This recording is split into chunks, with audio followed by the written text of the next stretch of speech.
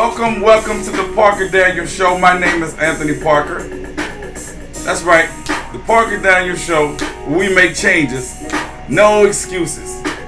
Before I commence, I would like to give a shout out to my co-host Kim Daniels and wish that she gets well. We all praying for her. We have a special guest today. I know this individual, been knowing him for a long time, and he's an individual that has not allowed anything to stop him from doing whatever he wants to do. Very independent individual. Before I introduce him, I want to say that it's a pleasure to have you on the show, and he's excited about it, and so am I. So since I've got that out of the way, I'm going to bring him on and allow him to tell us a little bit about himself. So, without further ado, we're going to bring on our very special guest. Say hi to the people. Hi, how y'all doing out there? Glad to be on this show, man. Thank you, Anthony, for allowing me to be on this show. Thank you very much. Tell everybody what your name is and where you're from. Norman DeMo Jr. I was born in New Orleans, Louisiana, but my family lived in Plaquemines Parish in Beers, Louisiana. That's gone past Belle Chase down towards the mouth of the Mississippi River. Okay. But most of my life I've lived in Jefferson Parish on the West Bank in Marrero. So that's where I've lived most of my life, is here in the West Bank. Okay, so a lot of people that are from around here, they can tell by your thick accent that you are from that particular area. So Norman, yes, you are totally blind, correct?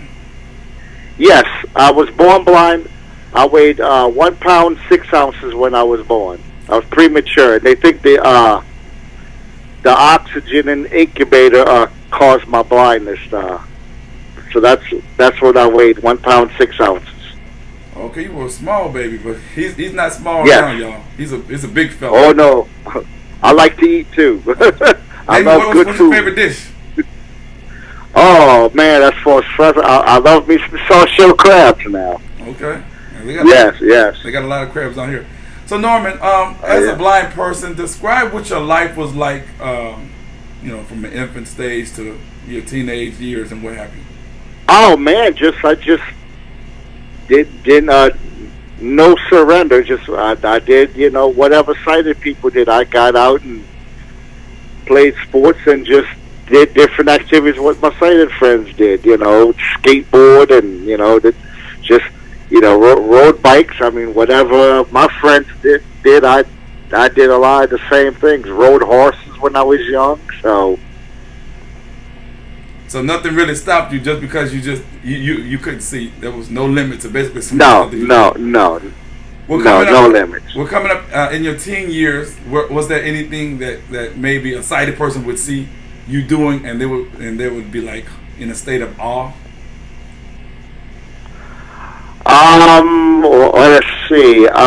Maybe riding skateboards and roller skating and bike riding.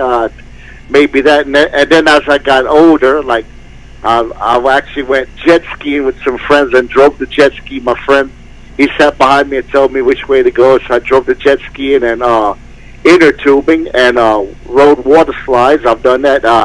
And matter of fact, I went in June. I went to the water slide, Blue Bayou in Baton Rouge. And a funny story, I went with some friends. So we climbed up the stairs to go on this big water slide, and you had to sit in this raft.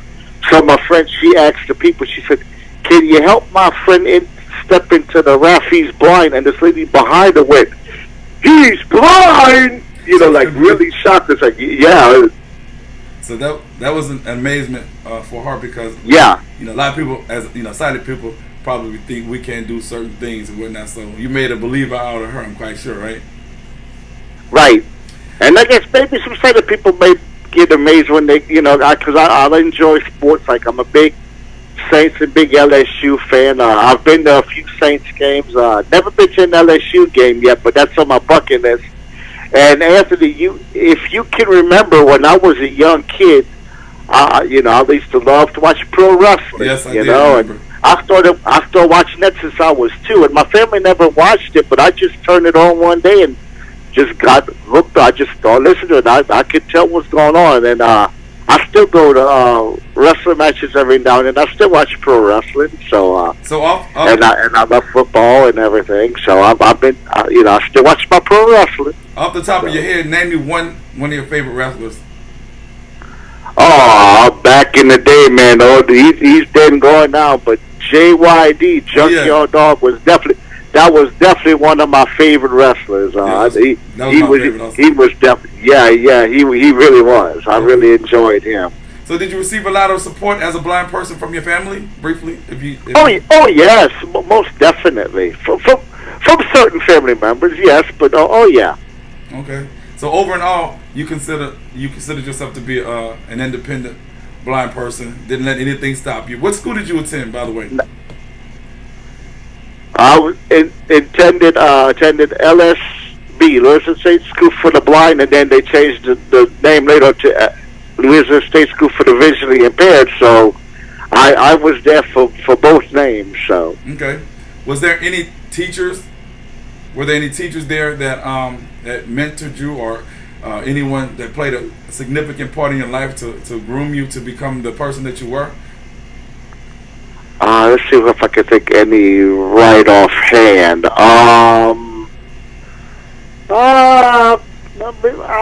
Definitely Mr. Walker. Mr. Walker.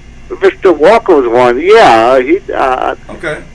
Well, but as far as favorites, they all helped us. And Miss Levy, she's been going now, but she was my first kindergarten, I think, first grade teacher, Miss Levy. She definitely her. But they all helped. I can't say that I had a total favorite, but they all had a part. Right? Okay. They all played a role. Well, while you were at the School for the Visually Impaired and School for the Blind, what did they teach you that would take you further in life as far as skills that you needed? Well, definitely like the reading and stuff, like the reading, and we like the science and math and stuff. But I said definitely reading and what about mobility? And mobility, yes, I did learn some mobility there. Yes. So you can read Braille? Yes. Okay. That's great. So you graduated in what year? 85. 85. So after 85, what did you do? Briefly, tell us, what did you do? Well, briefly, I did go to, I forget what they called it. It was Arkansas Enterprises for the Blind there. I went there for bike repair, but that wasn't too successful. But I did go try it. And then I went to the Lighthouse for the Blind and tried to work then. It wasn't quite as successful. They did piece right there. But I went there for the activities to give me something to do, and and I played in a few bands. And okay, that's what I want to get to next. But you did pursue some type of work afterwards, right? You currently you are currently working now. Right. Is that correct? Yes, it's Lighthouse, Louisiana now. But they changed name because they deal with more than just blind people now, different disabilities. So it's I work at Paper Plates there now, and I've been there 14 years.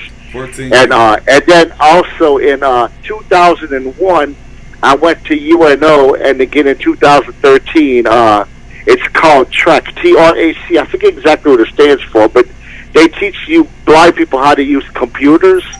So I did go to TRAC at UNO in 2001 and again in 2013, and I really loved it. So I learned how to use JAWS and everything, and how to use the computer. And for sighted people who may not know what JAWS means, it stands for Job Access with Speech, and it's a screen reader. Since let me tell the sighted people that for those of you who may not understand, a screen reader, what it does, since a blind person, since we can't see what's on the screen, right, it reads to us. So, JAWS for the computer, and also our iPhones, it has VoiceOver, which is a screen reader, built into the iPhone. Right. So, I just want to let sighted people just give them a little brief history of that. You know, Yeah, that that's cool. they do have a lot of screen readers out there for people like you and I. You know, Anthony, who that really helps us out tremendously. So you've taken advantage of basically all that's out there as a blind person,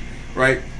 Yeah. Yes. Well, Norman, I've also heard that you had appeared in a few commercials and you were on a movie, or in a movie, I'm sorry.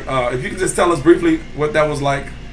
So, you know, I was in the movie. I played a small part in the movie The Butler. It was a really good movie. They got the back of my head, but I'm still in there. And yeah. I mean, of course, I didn't complain when I got that little check, you know. Okay. And so, and I still get royalties every now and then. They send me little checks, you know, for being in that movie. And what And then I commercial played in Steve Scalise commercial, Congressman Steve Scalise, and I did a commercial for him. So in 2016, there was a campaign commercial for him. He was running for re-election, and so I did a commercial for him, and that was great. And I really enjoyed it. I also heard you play an instrument. What instrument do you play? I play drums. Okay, you pretty good at it. Oh yeah, I played several bands, and as a matter of fact, you know, Lynn Blanchard, who went to school with, used to play with this guy called Don Rich, plays keyboard and sing, and I actually sat in with them at one time. And speaking of drums, I'm waiting for a friend of mine to call me. He's actually putting a recording studio together, and he actually wants me to go do some drumming work. So I'm looking forward to doing that. Yes. Well, Norma, I do have a link that I'm gonna try to put up where individuals can check you out, because I just wanted to bring up the instruments, because I already knew that you played drums, but I wanted the people to know that I'm gonna try to link it to the page. But I see that you've done a great deal, man. You kept it busy. You didn't allow your blindness to hinder you or stop you from doing whatever you're doing. So briefly, just give me a little 15 seconds of some words of encouragement that you can give to individuals who may be totally blind, who may have, you know, some feel down maybe feeling down, and well, go ahead. Okay. Well, I think the main thing is. Me personally, you know, I trust in God and just pray every day, because all things are possible through Him, and I tell people also, I walk by faith and not by sight. You know, that's always been my attitude. Yes, and so that's the attitude I have. Walk by faith and not by sight, and always trust in God and pray, and always believe in yourself. Well, Norman, that is a great closure. I appreciate it. I want to say thank you again for coming on this show, the Parker Daniels Show. And meantime, I want everybody to subscribe, share, follow, and also comment. Norman, again, it's been a pleasure, and I'm glad that you're still surviving, you're still doing your thing. And yes, thank you. And if you ever need me on this show again in the future, you know, especially when we're doing this. Maybe a follow-up show. Be doing this studio recording stuff. Maybe I can come on the show in the future, and then and let you know what's going on with that. We'll definitely. I'll definitely keep you updated till when I actually go do this project. So okay, cool. Well, as you can see, my boy Norman is long-winded, so he definitely is doing a lot of things, and I hope he continue to keep up the work. He is working. And he's a productive person in society. So glad to have you on the show, and you all take care.